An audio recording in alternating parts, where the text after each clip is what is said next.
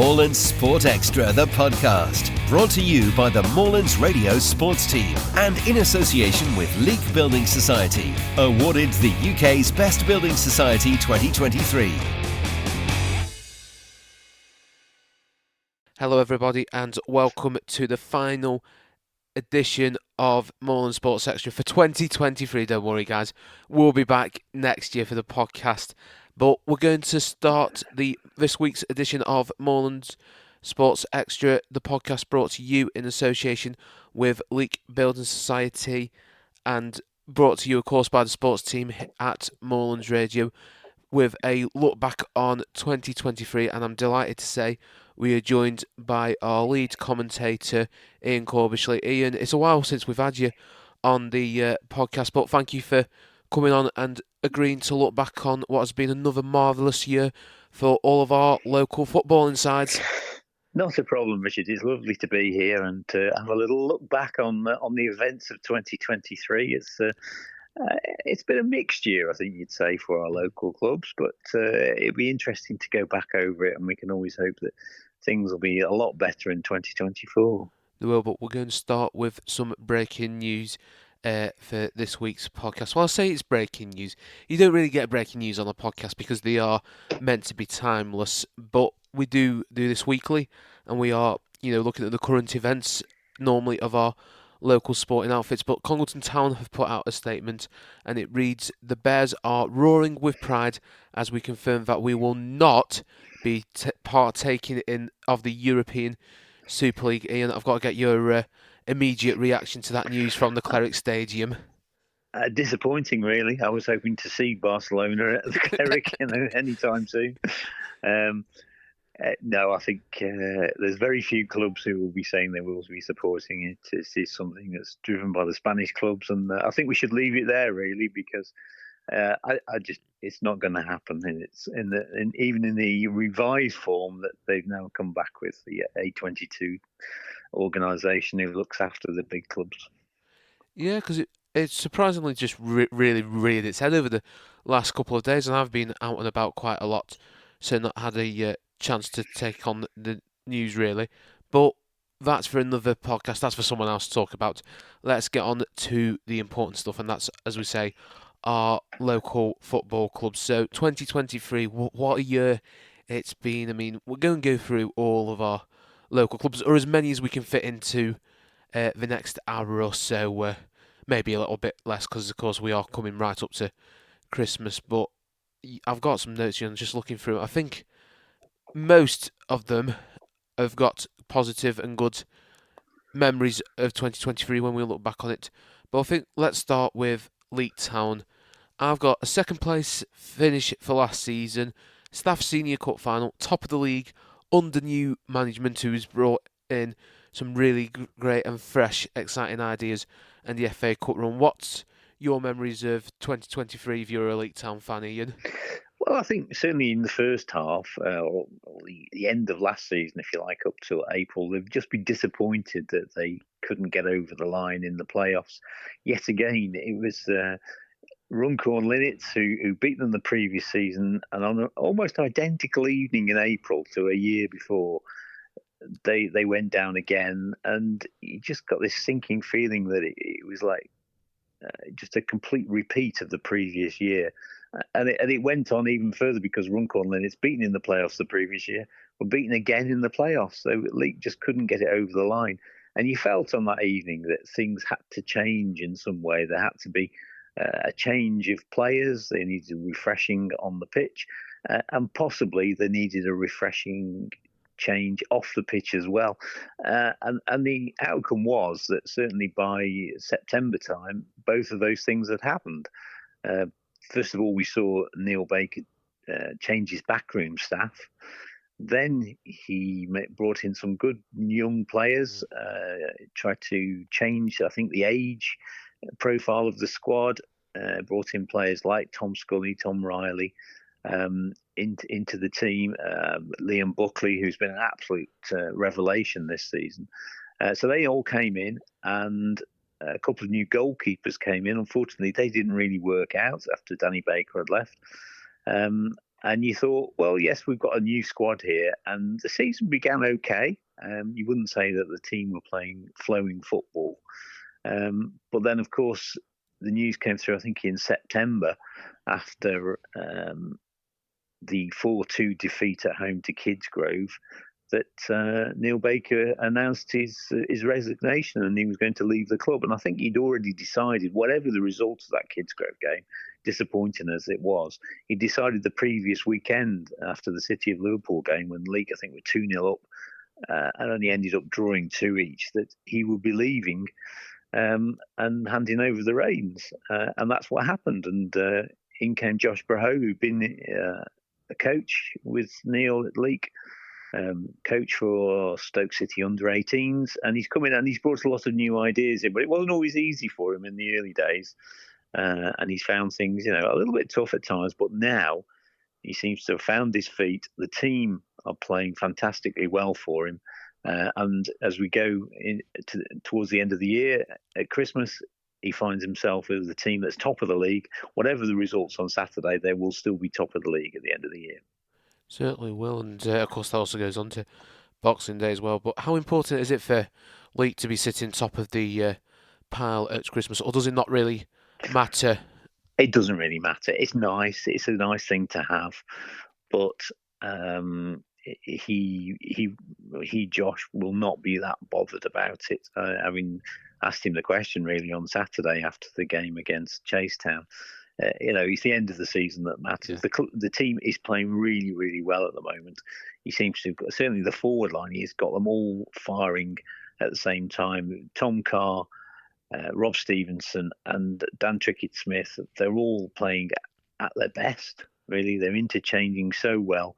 And it's difficult for other players to get into the team. Opoku, who you would have thought would have been a starter at the start of the season, has lost his place to Tom Carr, and probably justifiably, because Carr's scoring the goals and he's linking up so well with the other players in the team. And they've got Tim Grice on his way back from injury. Tim Grice on his way back. He came on a little cameo for 20 minutes on Saturday. And having played, a few minutes in other games, on Saturday, I thought we just started to see Grice starting to get back to somewhere near proper form, because he came in playing at centre forward and some of his flick-ons were brilliant in that Tim Grice style, where he brings other players in around him from balls hit forwards. He never hangs on to the ball, never holds it up. He's always trying to lay it off straight away. And that's what he was doing. He just thought, yes, he's starting to get back to somewhere near where he would hope to be. And we haven't even mentioned Leek's FA Cup run, really, and that was fantastic in its own merit. Yes, it was, yeah. It started off with a comfortable win over Grimsby Borough. Then a difficult away trip to Worcester City, which eventually they came through fairly unscathed. And then, of course, they got a draw against South Shields. Now, South Shields, what was it, 2 steps above them? Yeah. And a team managed by an ex-Sunderland player as well, so a well-known face, if you like, in Hilo Arca. But they won the game 2-0, and they won the game fairly comfortably, and with a fantastic goal from Rob Stevenson thrown into the mix as well. And it was a memorable afternoon, there's no doubt about that. And I know you're going to try and come up with some memorable points of the season, and that has to be up there, definitely.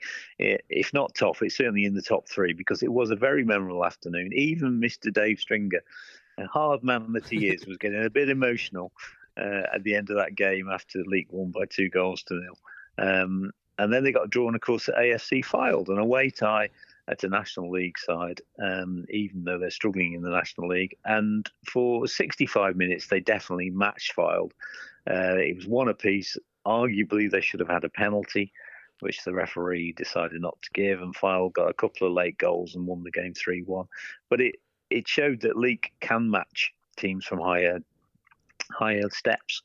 Fylde, perhaps not a team full of confidence, but they had a little bit of a fright, especially when Leek equalised. So it was a good cup run. Just one step away from getting to the first round proper. So they can be very pleased with themselves. And at that stage, I think Josh Brown had played more cup games than he managed as a league manager. Yeah, I think he had. Because it seemed to be cup games every other week, which whether it would be that or in the trophy. He got off to a really good start, and obviously they were disappointed not to get to the first round proper, but it was still a decent run. Certainly was, and we're going to leave Leek Town there, and we're going to move on to their local. Well, we're all really local rivals, but it's always the standout game, and it's on New Year's Day, and that is when they play Kidsgrove Athletic. And let's talk about the Grove. They started this season very well. So the second half of 2023, and find themselves just currently outside the playoffs. But they started the season with 7 straight league victories and were top of the pile. So is this the best Kidsgrove side we've seen over the last few years? Possibly. I mean, the team that had Mark Grocott in it when he was at Kidsgrove, that was a decent team. When Anthony Malbon was arguably at his peak, I think that was a decent side. It's a shame they haven't been able to keep that early form going. You know, they were like a steamroller. You know, that was that 4-2 win that I mentioned earlier over at Leek. That was when they were really at their peak and going really well this season. It's all fallen away a little bit since then, although they seem now to be getting a little bit of form back. And it's always a tough game between Leek and Kidsgrove. So it will, on New Year's Day, it will be a very tough game. No doubt about that, because now that Leek are top, everybody wants to knock them off the top. They're a target to aim at, and I'm sure Scott Dundas will get Kidsgrove wound up to try and do that. And the scoring goals as well, the Grove this year. Last season, first half of 2023 was a bit of a problem in scoring goals. I think Scott Dundas has admitted that when I've spoke to him for interviews. You know, we've spoke about it, but this year they've already knocked him 53 goals. Well, this second half of the season, I should say, and we're not even in the new year yet. No, that's true, and I don't think it's any coincidence that really good spell at the start of the season came when Aaron Bott was knocking the goals in, because he's been injured since, and that's coincided with the Kidsgrove going a little bit off the boil. So I think they need Bott back. I don't know what the prognosis on him is, how long he's going to be out. But I think they need him back. And of course, we've got Anthony Malbon now back, and he scored a couple of goals as well. Yeah. How important is it for Kidsgrove and the first team to have Malbs, as he's affectionately known as around the area, back in that first team? He's a big figurehead, isn't he? I mean, you know, he's a local legend around the Usenet Insurance Stadium. They do need him there. I would argue that, you know, he needs to get his full fitness. I know he has. I haven't seen him playing since he came back, but I believe he's lost a lot of weight and got himself fit again. So if a fully fit Malbon will be an asset to the side, no doubt about that. I saw him at Hanley last week when Kidsgrove were there. I had a brief chat with him outside the clubhouse and said, "Look, we need to sit down and arrange an interview for in the new year." And he just seemed so happy to be back playing. Well, that's good to know. That's really good to know. Yeah, because I don't think it's always been the case, has it? No, it hasn't. And just looking ahead to 2024 for Kidsgrove, what do you think it will be? Can they push into the playoffs? We predicted at the start of the season, I think all of us said they would be up there. Yeah, I think they can, no doubt about that. I think the Northern Premier League Division 1 West is a very close division this year, much closer than it has been in some previous years.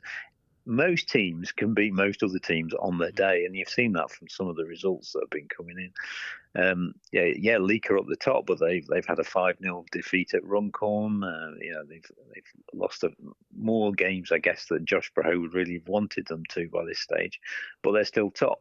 You know, they will go to Stalybridge, who also are up there in the playoffs, and they put 5 past them. Yes, Stalybridge had a man sent off, but they were completely outplayed in that game.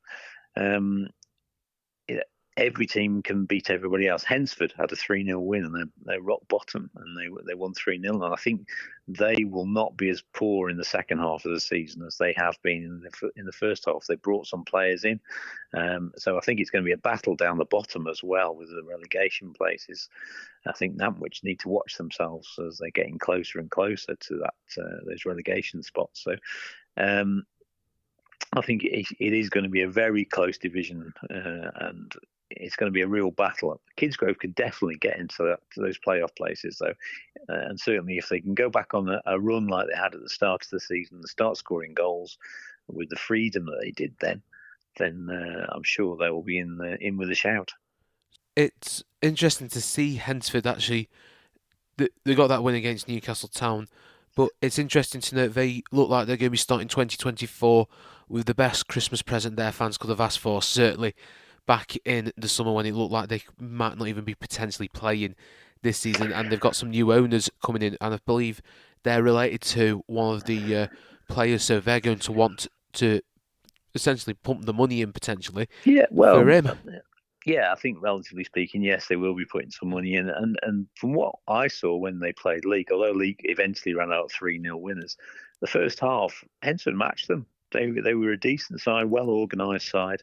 They got a new manager in who's used to winning when he was at Walsall Wood. And I think they have a really good chance of getting away from that relegation area. There are other teams struggling down there. I'm thinking of 1874 Northwich particularly, and I think Hensford stand a chance of getting out of danger. One said that a couple of months ago. No, you wouldn't. No. Spoke to a couple of people. I know we're going off topic here, but we try and keep abreast of what's going on in the league, especially because I know a lot of people like listening to it, and I like always talking about any type of football. But I remember speaking to Louis Dodds at the start of pre-season. He said, "Who's going to do what, do you reckon, this year?" And I've said, "Mate, Hensford, if they don't finish bottom, I'll be very surprised, because obviously they brought in a lot of Midlands Football League players. They were behind in their preparation, and you look at what happened to Skelmersdale about 4 years ago. They were struggling. They weren't playing in the town, Skelmersdale. They were bringing in players 4 or 5 every week, and it showed, and they finished bottom and were relegated. But it could be that I'm wrong on this occasion about Hensford, and I hope I am. Yeah, a bit shame about Hensford, because Hensford have got a history.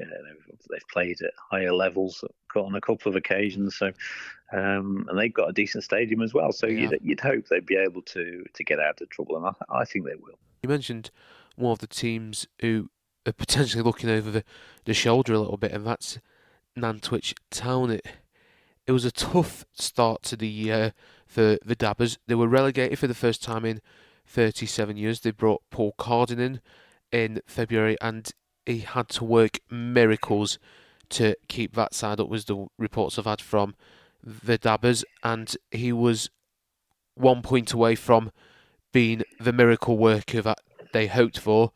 Relegated on the final day of the season despite beating playoff chasing Radcliffe. Since then, as you've said, they're struggling in the league, but they went on a really good FA Cup run, and they're going on an even better trophy run. So how do you assess the Dabbers 2023? Well, yeah, I mean, they'll be very pleased with the runs in the Cups, no doubt about that, and that brings money in, and it brings a little bit of prestige to the team. I think ultimately what they'll want certainly is to avoid relegation. When they came down, I think some of us expected that they would be one of the teams challenging, certainly for the playoffs, and they'd be up near the top, wanting to get back up again. And that just hasn't happened, and you can't see it happening. In fact, as I said, they're in more danger of being relegated again, and they really have to watch themselves that they're not distracted by the cup runs, and they keep ploughing on with the league form and keep winning games and picking up points, because otherwise they are going to be in serious danger. And you can't imagine Nantwich Town getting relegated to the North West Counties League, can you really? No, you can't. A couple of seasons ago we were talking about them getting into the National League North, so it would be really bizarre to see Nantwich do a double relegation. But with this league and what we said before, anything's possible. Everyone's beating everyone on their day. I know they have some games in hand, but you've got to win those games in hand. You and then it's tough when you've got to play 3 or 4 games in a week to catch up, because there is a limit on the season. They can't go past the date. They've got to get all the games in by that date at the end of April. And if they carry on winning cup games, they're going to find themselves with quite a backlog of games to play. I was their press officer back when they had You were, weren't you? Yeah, that's right. Yeah. And that's when they got to the semi-finals of the trophy. I think they were playing, because there was a few games that were called off because of the rain, and obviously added to their trophy run. I remember them playing a Thursday away at a Tuesday night at home, a Thursday night away at Darlington, a Saturday home fixture. They then played on a Monday at Hyde, relegated Hyde out of the Premier Division. That was a back-to-back relegation when I talk about anything being possible. They then played Mickleover on the Wednesday and drew that one, and Mickleover stayed up in the Premier Division. I think it relegated Stamford. And then on the final day of the season, which was after that week, they had to play Frickley. So it was something like 6 games in a week or so just to get the season finished. So they're in danger of doing that. Yeah, and that obviously players are tired. They've got other commitments. It's going to be difficult. So they need to watch themselves and make sure they do concentrate on the league games. The cup's nice, but it's a bit of icing on the cake, and they need to concentrate on the bread and butter. So one team who has probably been concentrating on the league this year, this second half of the season, is Hanley Town, and I think it's been a year of 2 halves for Hanley. The first half of the season, they survived relegation a week or so before the end of the season. This second half, I should say, they've had some fantastic wins, big wins as well. I've got written down here: away at Runcorn Linnets and at home to Clitheroe. And I know you said before about how Hanley have improved over under Ryan Shotton, but just how good is it to see Hanley, starting to compete in the Northern Premier League? Well, it is. They've stabilised, haven't they? Because there was a danger last season that they get relegated, and in April it looked a possibility, because it's been a big change, really. They've gone from the Carl Dickinson era, when they were splashing the cash a little bit, and they had to cut back. Ryan Shotton stepped up as a player manager, and he's done really, really well, I think. Certainly, and they look a better side when he's on the pitch as well, I think, and playing as a defender, because I know he's played himself in midfield a couple of times as well, but playing as a defender, and they have such an experienced defence with him and Joel Stair and James Askey. Maybe they need to score a few more goals, I think, if they're going to push up the league. But they have had some wins. They've been a bit inconsistent. You say they've won some good games, as you said, against Runcorn and Clitheroe, but they've also lost games you perhaps wouldn't expect them to lose. And I think that you need to Ryan Shotton needs to get that inconsistency out of them. And he'll be pleased, though, I think, with the way things have gone so far this season. They have slipped down a little bit. Things haven't always gone in a straightforward manner for them. But I think they're not a team that people are looking at thinking, yes, they're going to get relegated. So I think he'll be pleased in that way, and he has a chance of pushing on. I don't think they're going to get anywhere near the playoffs this season, but I think for next season, I think you would hope he might get somewhere close. Absolutely. They've scored 17 league goals this half. That is an issue for them. That is, when you see the league have scored, 46, I think? Yeah. Yeah. And the division's lowest scorers have scored 15, so only 2 less, and that's at 1874 Norwich.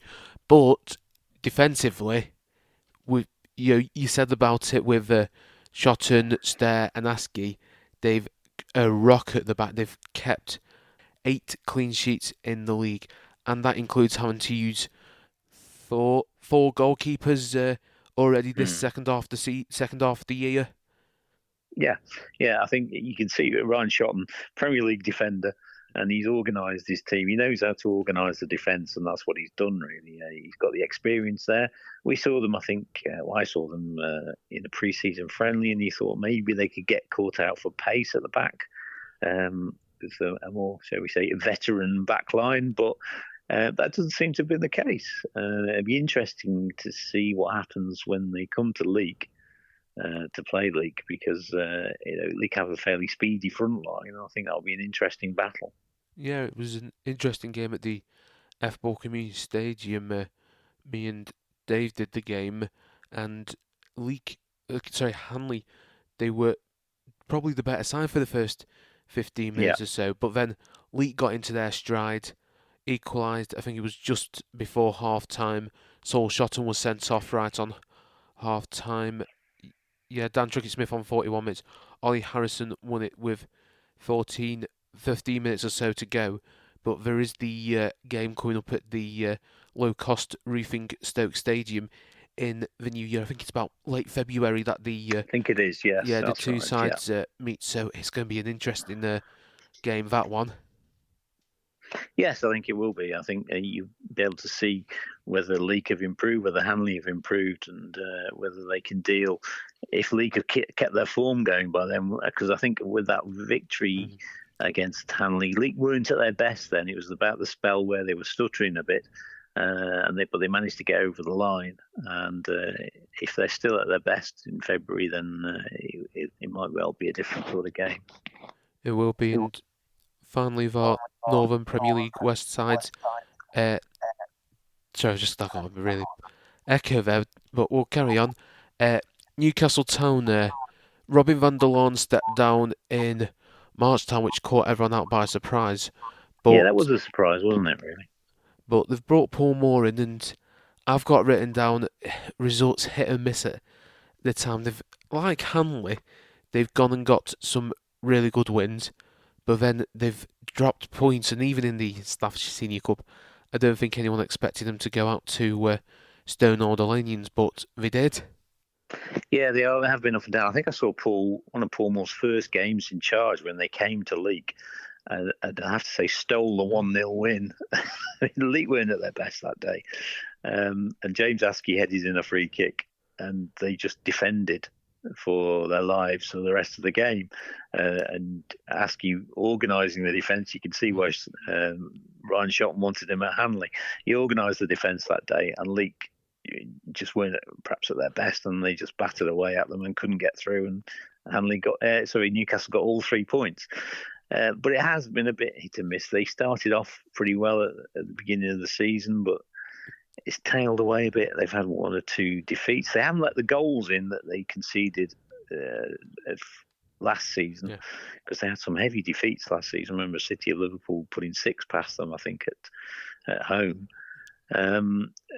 But they've flattered a bit. They've won games, and you think, yes, they're on the way up, and then all of a sudden they'd lose against a team you don't expect them to lose to. So it has been up and down, and recent form hasn't been that brilliant. Losing to Hensford, which you wouldn't really expect, has been quite disappointing. And Hensford have taken 6 points off Newcastle Town, which, as you say, is disappointing considering how Hensford are currently bottom of the league as we head towards the Christmas weekend. Yeah, it is disappointing. Maybe they just got a bit of a hoodoo over them. There are teams like that, but you just think, it's they need to be more consistent without a doubt, and it seems to lack that consistency. I mean, the team has changed around a bit from Robin van der Laan's days.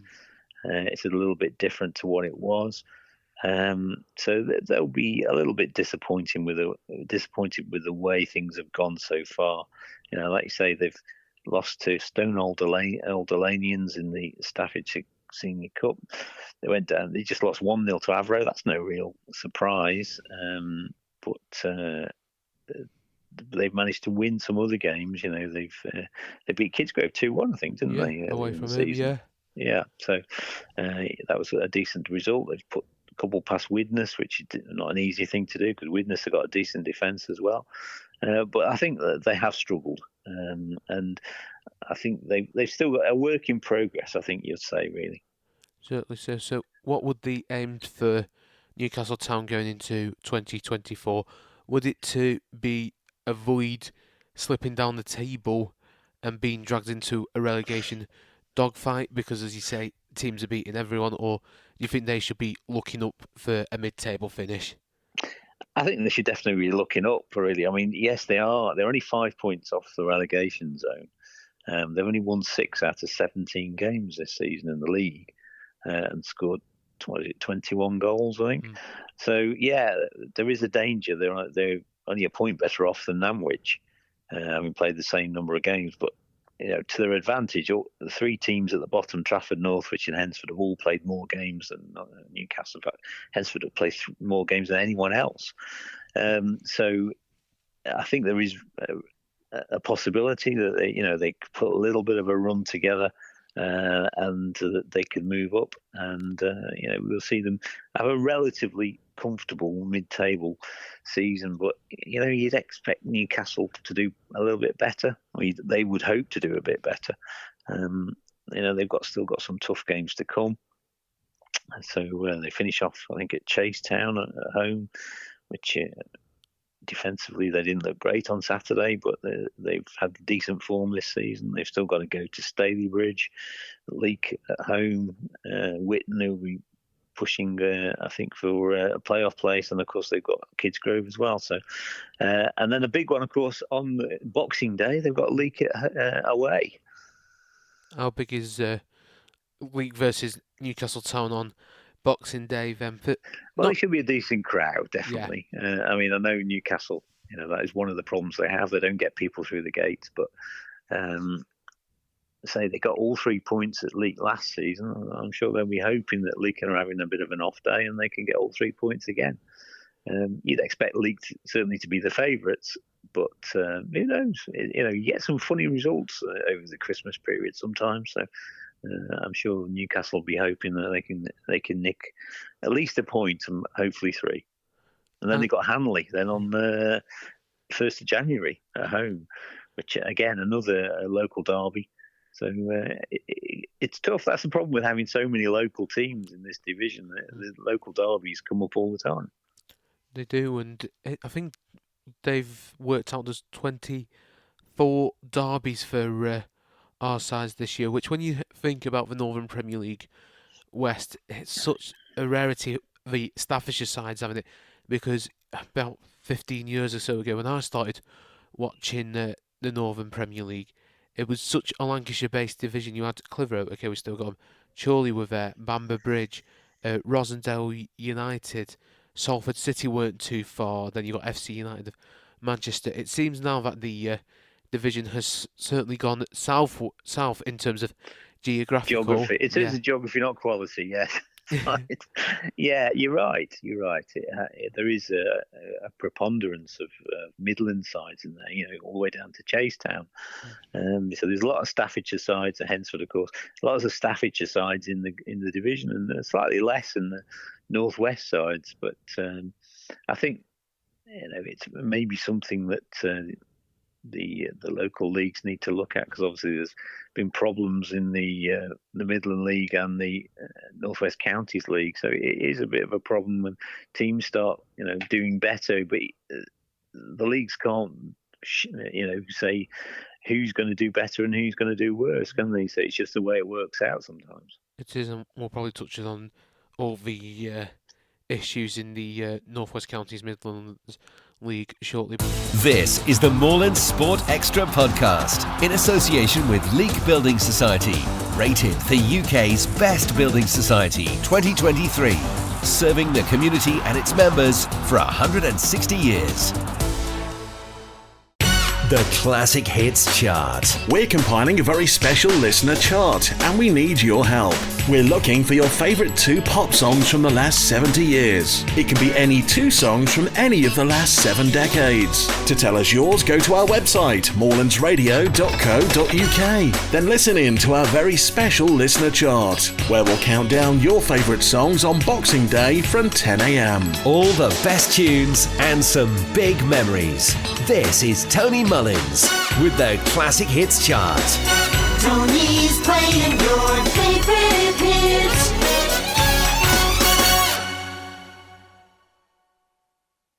This is the Moorlands Sport Extra podcast in association with Leek Building Society, rated the UK's best building society 2023, serving the community and its members for 160 years. Let's nip over the border into Derbyshire and to Buxton, and I think will categorise Buxton as like Hanley and Newcastle. It's been an indifferent 2023.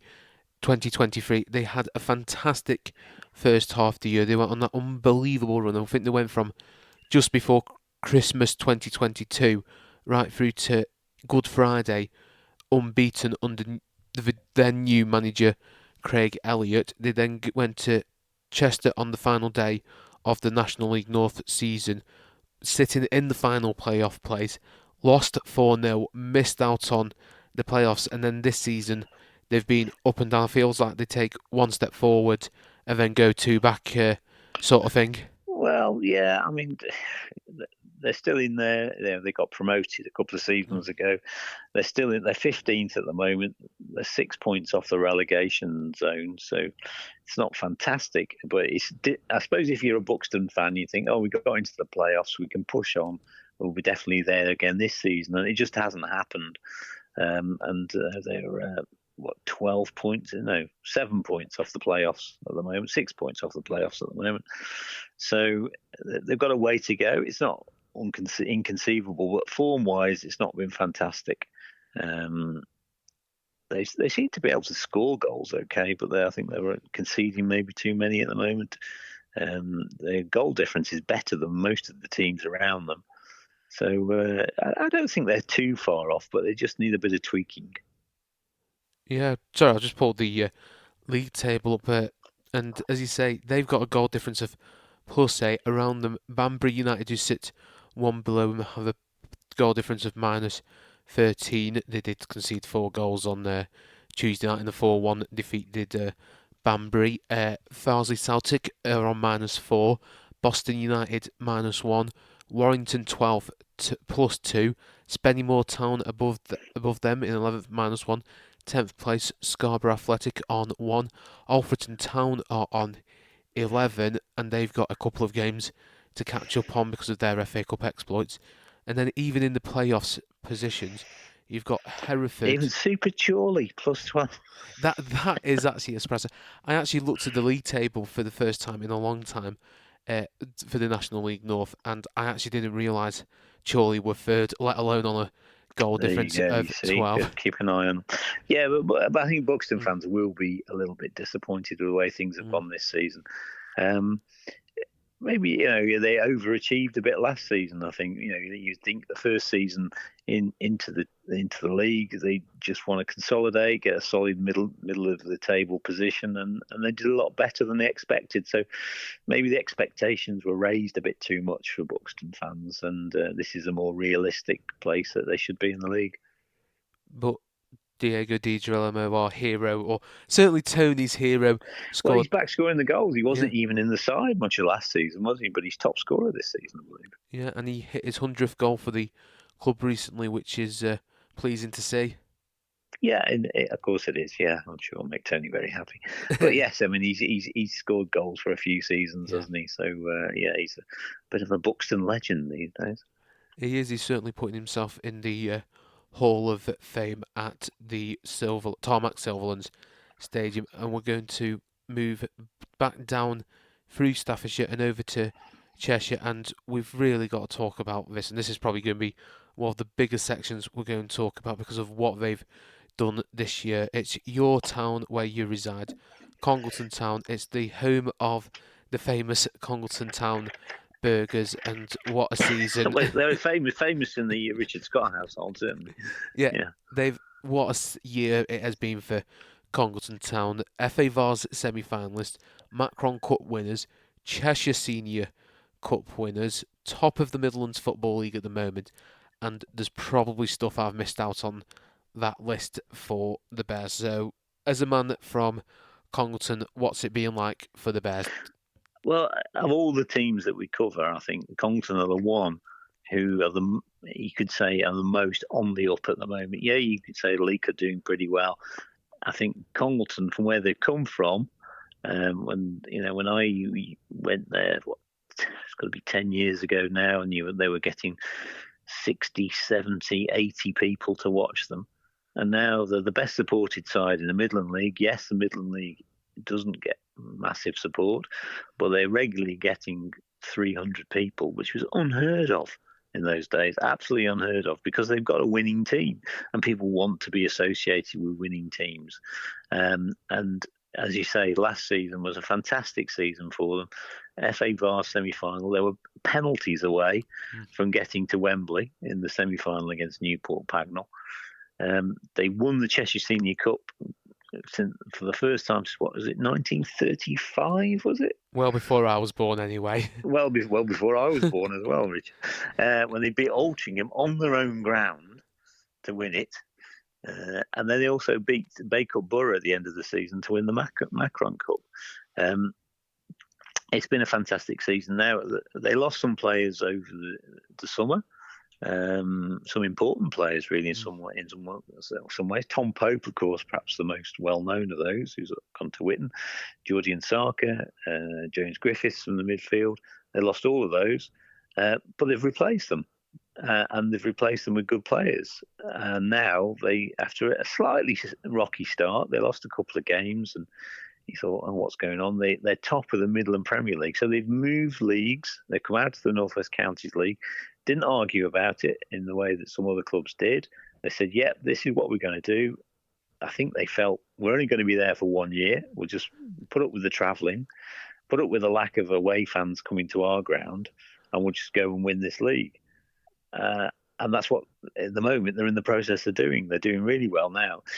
It's not absolutely a done thing that they're going to win the league, because Highgate, I think, won last night. And they're only a couple of points behind now with a couple of games in hand. And they did beat Congleton earlier in the season away from home at Highgate. But they still got to come to Congleton in the league. And you would think, if all things being equal, you would hope that Congleton will get promotion and they will be in one of those derby games in the Northern Premier League West, Division 1 West next season. And I was going to say, unfortunately, our teams don't give up. They'll take it up to 26. Yeah, well, we hope the derbies. League Cup might get promoted. Yeah, but they'll still have hopefully. Hanley Town, which is sort of 8 to 9 miles up the road. They'll still have Newcastle, the same distance up the road. Kidsgrove even closer. Kidsgrove even closer. So, yes, they'll still have those. And I think you have to give Richard Duffy an enormous amount of praise, and for the backroom staff of Anthony Griffiths and Chris Rowley and the chairman.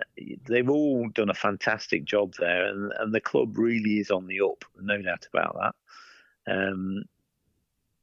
And you would think that they will get promotion this season. Yeah, it hasn't quite worked out in the cups in the same way.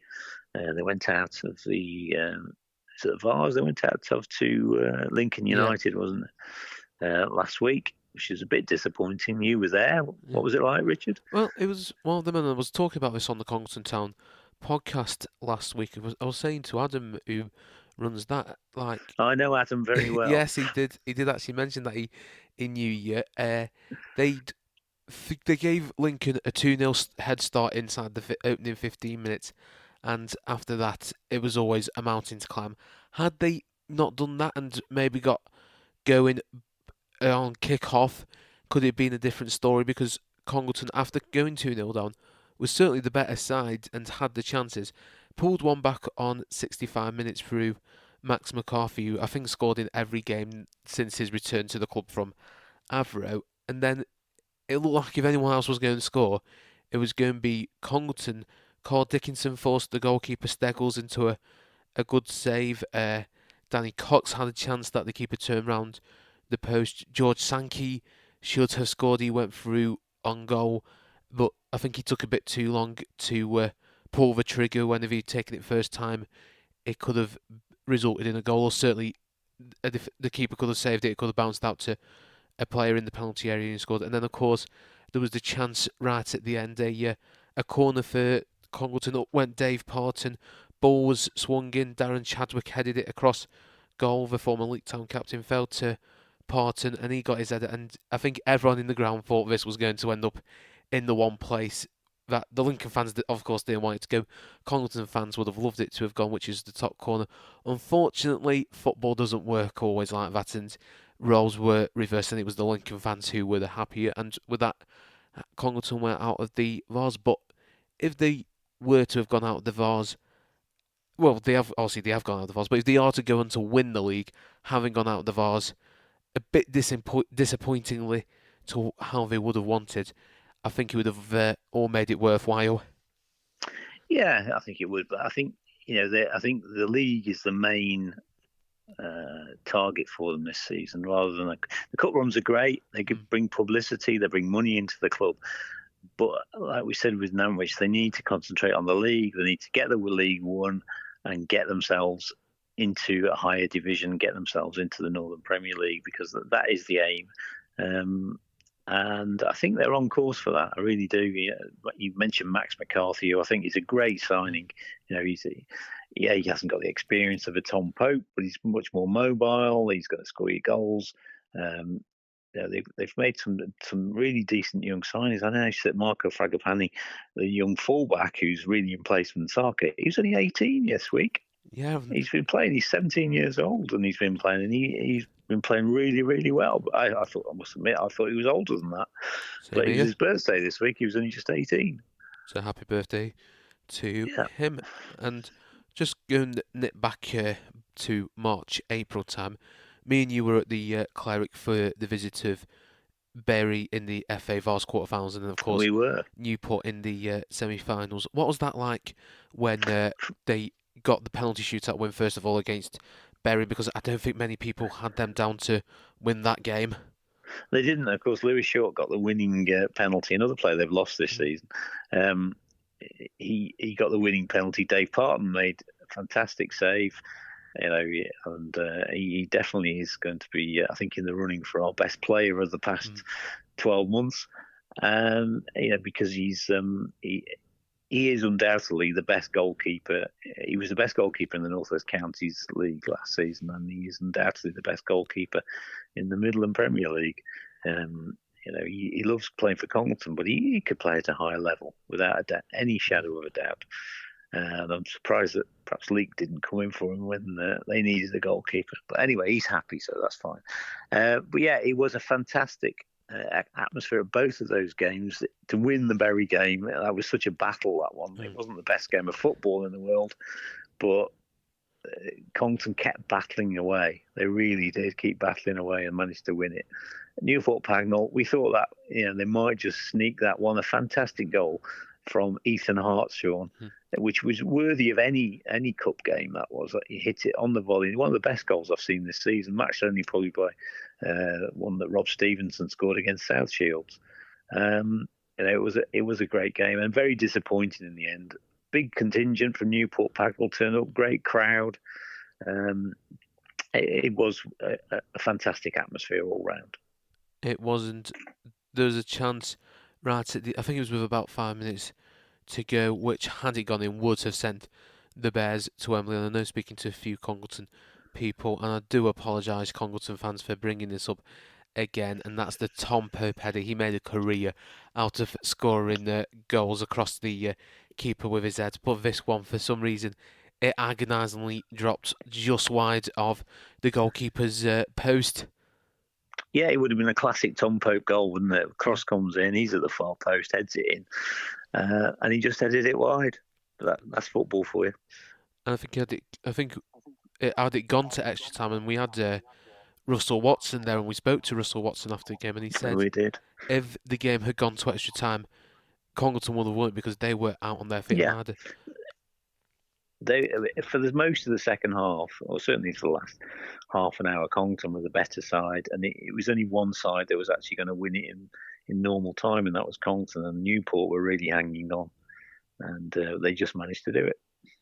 It's a shame that they didn't get to Wembley, but as you said, two other wins, and they did actually message when I said I was putting this podcast together and asking for fans' thoughts. They did actually just remind me, well, not that I needed reminding, of their successes this year. But we're going to move to the other side in the Midlands Football League, and it's a team we don't cover as much on Moorlands Radio. And it's a shame because they're another fantastic club in the area, and that's Stoneold Olanians. And this year they've had a good FA Vars run. They got through a couple of rounds. I think the mid-table in the Midlands Football League. They are, yes, yeah.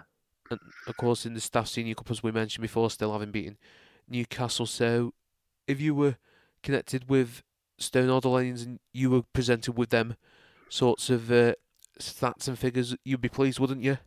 Yeah, I think you would. I think you'd be reasonably pleased. Yeah, you perhaps hope that you'd be do a bit better in the league and perhaps push towards promotion. But I think they're happy that they're not getting into any sort of relegation problems. But but I think they would hope to be doing slightly better in the league. But good cup runs, I think they were very pleased with. And if they can get a good run in the Staffordshire Senior Cup and get well into that competition, I think they'd be very pleased with that. They were finalists a couple of years ago as well. They beat Leek, they beat Hensford on their own patch, they beat Kidsgrove, and they narrowly lost at the Pirelli Stadium to Stafford Rangers. So they have got the tools to do it, and they've got players who've played over 300 games. We had the captain Matt Thomas on the podcast a couple of weeks ago after his 300th appearance, and he wasn't the only one in the squad with that sort of number next to his appearances. So it's a very settled sort of team, isn't it? It certainly is. And we're going to move quickly on through the North West Counties Football League First Division South. The last three teams. We'll start back in Cheshire, Alsager Town, and another person we've recently had on the podcast was the Alsager manager, Dean Jones. And I said to Dean, it's so nice to see Alsager not sat in the bottom three underneath the dreaded dotted line and getting an R potentially to their name. So how pleasing is it really for us looking in at Alsager to see them doing that? It is very pleasing because every season, well, certainly for the past 3 or 4 seasons, we said Alsager are struggling again because we went to see them a few years ago now when they were on the verge of promotion and they just missed out on promotion that season. And it's all been a bit downhill, and they seem to have gone through a lot of managers since then. They've gone through a lot of players. They seem to have run into 1 or 2 financial issues, short of money, short of volunteers, and you just feared a little bit for them. But it really seems to have turned around a bit this season, which is great news. And it's good to see them at least having a better season, and they hopefully will be able to push on from the situation they're in now. Another club who seems to be having a better season than the last couple of years, Abbey Hutton United. New manager Russ Ledbetter stepped away just after the start of the season for personal reasons. Michael Wright come in, and at the moment, I haven't checked the North West Counties league table for a couple of weeks, but let's check it before we actually give you where they are in the table. I believe they are knocking on the doors of the playoffs, or certainly are in the playoff places, so that is fantastic to see the Abbey doing well again. Well, they're 4th at the moment, yeah. They've won 10 out of 23 games because the season was sort of jammed into the first half a lot of games played in the first few months, so they're well into the season. But you look at the amount of games that everybody's played, Abbey have actually played more games than anyone else. In fact, I think they've played at least 2, and in most cases 3, and in some cases, other cases, 5 more games than anyone else. Brockton, though, running away with it at the top, aren't they? They're 11 points clear at the top, and they're almost certain to be promoted unless something remarkable happens in the second half of the season. But yes, Abbey going to get into the playoffs. Sandbach United up there as well, so it's good to see.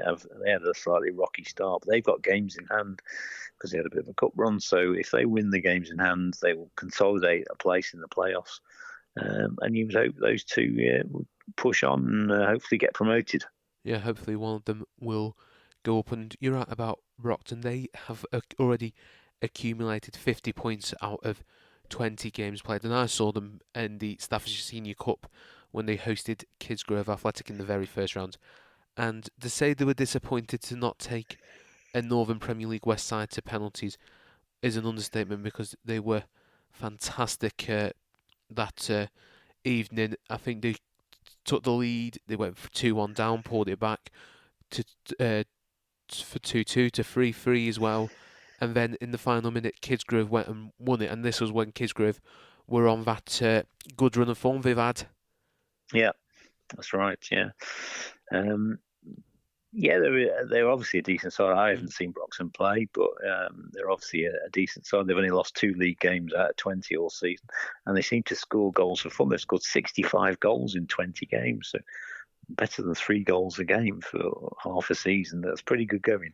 Certainly, and there'll be teams in other football leagues who won't be scoring that many goals. And we'll just finish up on Sandbach United. We mentioned them, they're in the playoffs. They got to the playoff final last year after an unbelievable run, and I think a lot of people expected them to come up to the, well, I say to the North West Counties Football League. They probably won't be in the Premier Division. They probably won't be placed in the Premier Division. They'd have been placed in the Midlands Football League. So I think 2023 for Sandbach has been a reasonable year. Yeah, they'll be certainly pleased with last season to get to the playoffs. Disappointing to lose ultimately in the playoffs, but they'll be quite pleased because they're a relatively new club. They haven't been going that long, and it's all a little bit new to them, but they've had a successful few years. And it was a disappointing start to the season, but they have picked up. They've only lost 5 games in the league. They've got games in hand on all the teams above them. They've got 5 games in hand on Abbey Hall, who are directly above them. If they win, they've got 2 games in hand on most teams, so a couple of wins there, and they're going to be level with Stockport Town. So yeah, I think they can be reasonably pleased. They can say that the club is advancing, that 2023 has been a decent year, and it's a good base for 2024. And 2024 will be their 20th year as a football club because they were formed. Or I'm not really sure on the history of Sandbach United because we need Dave Stringer here, because there was the old Sandbach Ramblers and Sandbach Ramblers. They were the team that was around when I was a kid. One of my cousins played for Sandbach Ramblers. They went on to play for England. Was that Colin Corbishley? I think you've... No, that wasn't Colin Corbishley. No, that was Bert Sproston. I'll tell you about him off air, but Colin was nowhere near the quality of Bert Sproston. There we go. So that'll be one I'll look forward to chatting about later on. But we'll go and bring this podcast this look back on the year 2023 to an end. And I do love handing out awards on the podcast. And I think, Ian, we had you on to hand the awards out for the 2022-2023 season. So we're going to do it again. So we've got Team of the Year, Player of the Year, Moment of the Year. Tony Wally, our sports editor, has sent him his. I've got mine. You've no doubt got yours. So let's hear your 3 to begin with. So if we start with Team of the Year. Team of the Year has to be Congleton Town. No doubt about that. I think that's an easy one for them. League have done reasonably well, but they haven't, got promoted. They haven't won any cups. Congleton looked like they well get promoted, and they won 2 cups, got to a FA Vars semi-final. I think Congleton Team of the Year. Player of the Year? That's a difficult one. That really is a difficult one. I was very tempted to go for Richard Duffy as Player Manager of the Year. But I don't know whether that counts. In the end, Dave Parton, who has just been named best goalkeeper ever for Whitchurch Alport, because they had a vote on that. I'm going to go for Dave Parton. You've been looking at my notes because I've got him as well. And finally for you, Moment of the Year. I'm going to go for Lewis Short's penalty, winning the game against Bury for Congleton in the FA Vars quarter-final. Fair enough. And Tony, as I said, sent through his 3. So Team of the Year for him is Leek Town. He says the second place finish in a very competitive league last year. Last season, ahead of the likes of Workington and Clitheroe. The FA Cup run they've had this year. The top of the league at Christmas under a new manager, which no one really expected to have taken place as soon as it did into the season. And he's brought in some fresh ideas, has Josh, which is really keen to see, is Tony. And, of course, their FA Cup run they've had. Player of the Year, he's gone for Rob Stevenson for some of the goals he's scored recently. I would say he's the player of this season so far, but he didn't have a great end of last season. He wasn't at his best. So Yeah. I would dispute that one with Tony there. Yeah, and his moment of the season, the moment of the year, was his first trip to the Cleric Stadium. He didn't know what to expect, but he was blown away by the great hospitality, the warm welcome, and he loves the banter and the comments that come out from the supporters. That's fair enough. And the burgers, no doubt. Yeah, that's... So that'll be your moment of the year. Anyway, let's hear yours then, Rich. Well, before we start, James did actually just message me just as we started recording saying that surely the Player of the Year has to go to the Congleton Caterers, and I absolutely support that one. So my three, where are we? So for Team of the Year, I'm like you guys, I'm split between Congleton and Leek. I think Congleton have done a fantastic job this year, as you've said, Ian, cup wins, how they're performing in the league. What else have they? They've just really captured the town's hearts, and it is fantastic to see. Leek, as I said, what Tony had said to me, I've just been so impressed with them, especially the change in management. I think some people might have thought, Neil going like early on in the season, would it bring a downfall for Leek potentially? Would they not do as well as we expected them to do because of where they are? But they haven't. Player of the season, as you said, Ian, Dave Parton. I mean, that might change potentially come the end of the year, and I've been really impressed by Liam Buckley at Leek Town, and not Lewis Buckley, as I was calling him a couple of games on the commentary and moments of the season. That's a tough one. I mean, there's the cup semi-finals for the and quarter-finals for Congleton. There's the Macron Cup final. That was such a fantastic day up in Lancashire for the Bears, and it was certainly a lovely way to bring an end to the season, and ultimately for Congleton to bring to an end their time in the North West Counties League. Leek Town's FA Cup run, beating South Shields.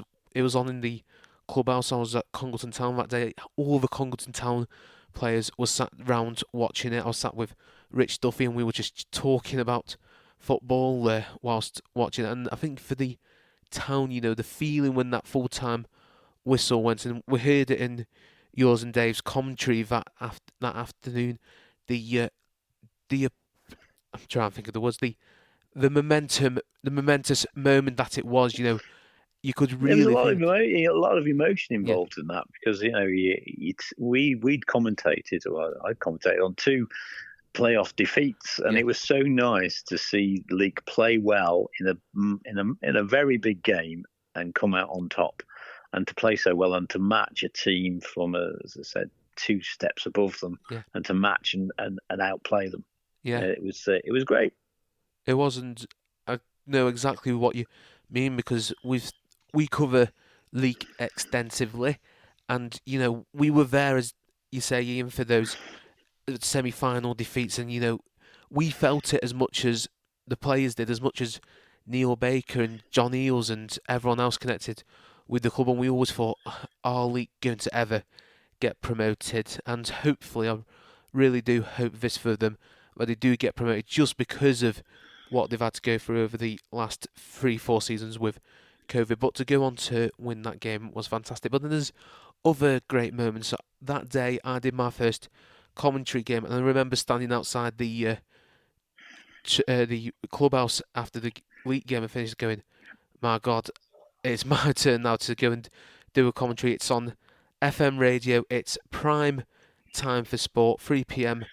kick-off, and there was all that, the nerves around it. I had a moment of feeling sick, but I was like, no, I can do this. So that's been great. It's been great to learn how to do a bit of commentary and how the pros like yourself do it, Ian. But then there's other great moments, just going to some of our local clubs like Alsager Town. We haven't covered Alsager Town much over the last couple of seasons, but went there, and Dean Jones and Dom Johnson were fantastic from the moment I walked in when they played Congleton in the pre-season friendly. The secretary, Jason Dudley, was fantastic. Rich, if you need anything, come find me. Same with interviews, I can get them sorted out. And I think there's a real, starting to hopefully a real connection with the club there. But then there's other clubs, with fostered and maintained great relationships with Newcastle, Hanley, Kidsgrove, Buxton, over the border, Nantwich. There's just so many fantastic clubs in the area, and I think the moment of the season really for me is going each week to cover them, and that probably sounds cheesy, but I do love what we do here at Moorlands Radio, and long may it can continue. Well, I fully endorse what you say, Rich. I think I completely agree with you. And if that's your moment, there's no problem with that at all. No, that's probably not going to sound really cheesy that I've said all that, and it'll probably end up on the cutting room floor. But Ian, I think that's all we've got time for. That's 2023 in an hour and a bit, an hour and a couple of minutes, all wrapped up. And there's probably moments we missed out of. So if we have missed anything out, please do message us, guys, on social media and tell us what your memories are, because as I said at the start, there's been so many memories for us to look back on. I think we could have done nearly enough at a 2-hour podcast. But Ian, thank you for coming on.